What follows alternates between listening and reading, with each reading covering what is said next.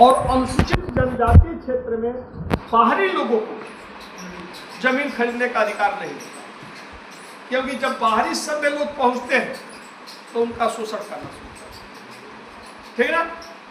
उनकी अलग अपनी रीति रिवाज, खान पान, खासतौर से जनजातियों में उनके अलग रीति रिवाज, खान पान कुल होता है, विवाह के नियम आदि होते हैं।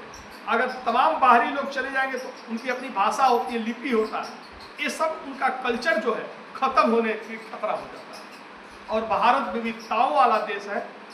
हमारे यहाँ हमारी सबसे बड़ी खूबसूरती यही है कि यहाँ नाना प्रकार के धर्म, नाना प्रकार की जाति, नाना प्रकार के खान पान, वेशभूषा, रहन सहन वाले लोग पाए जाते हैं। लेकिन सब यानी विविधताएं बहुत हैं, लेकिन इन सब में एक ही ब्लड प्रवाहित होता है और वह भारतीयता का होता है। यानी विविधता में एकता ही हमारी सबसे बड़ी विशेषता।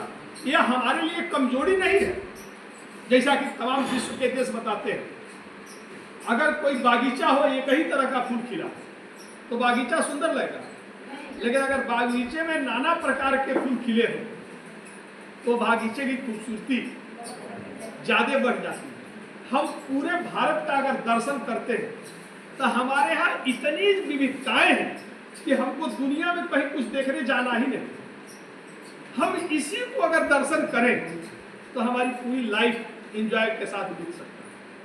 आप कहीं जाएंगे, मर्द पुरुष फेटा लंबा लंबा बांधा नहीं, तो कहीं जाएंगे तो महिलाओं का अजीब गजब ड्रेस है, नहीं, कहीं जाएंगे तो इडली और पता नहीं सांभर का मिलता है, तो कहीं जाएंगे तो ढोकला,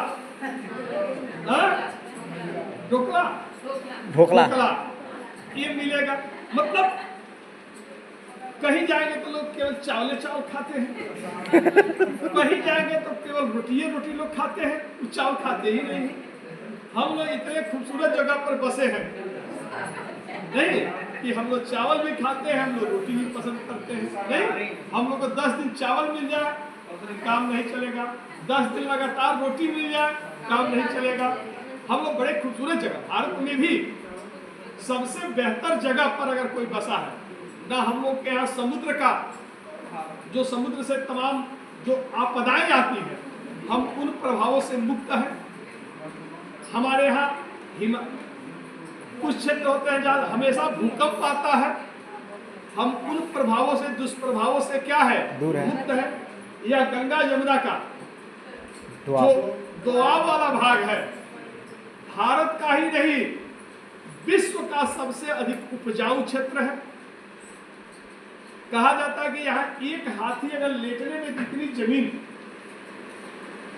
घेरती है, अगर उतनी ही जमीन को मन से खेती किया जाए तो 7 लोगों का भोजन का व्यवस्था हो जाता है। जितने कम मेहनत में हम लोग जितना खुशहाल रहते हैं, दुनिया के चाहे कितनों विकसित राष्ट्र हो, वहां पर उतने कम मेहनत से आप गुजारा नहीं कर सकते। यूरोपीय अगर बहुत ठीक से रहते तो बहुत मेहनती लोग होते हैं, ठीक ना।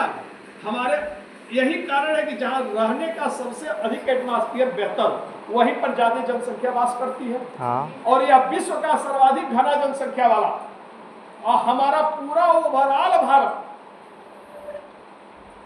एक रहने योग्य वातावरण वाला भौगोलिक क्षेत्र है। इसीलिए 2.43% विश्व के कुल भूभाग का 2.43% भूभाग भारत के पास है, लेकिन विश्व की लगभग 18-19% जनसंख्या भारत में निवास करती है।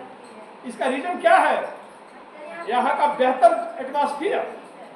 जो यहाँ आ गया वह यहाँ से जाने का नाम ही नहीं, क्योंकि यहाँ के इतना कम मेहनत में इतने बेहतरीन लाइफ दुनिया के किसी देश में नहीं। तो हम लोग ऐसे सौभाग्यशाली हैं कि विश्व के सबसे बेहतरीन भूभाग भारत में है। अब भारत के भी सबसे बेहतरीन भूभाग उत्तर प्रदेश में है। जितने देवताओं का जन्म हुआ है हमारे यूपी में हुआ।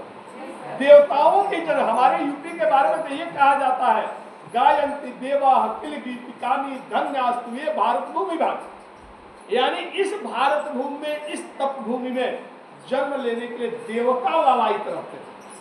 तो जिस जन्मभूमि में जन्म लेने के लिए देवता लालायित, हम तो ये कहते हैं कि हमारी जो यह जन्मभूमि है यह स्वर्ग से भी बढ़कर इतना आनंद जो स्वर्ग में रहता है उसको भी नहीं मिलता है जितना आनंद हम उत्तर भारत में, उत्तर प्रदेश में जन्म लेकर ले लेते हैं।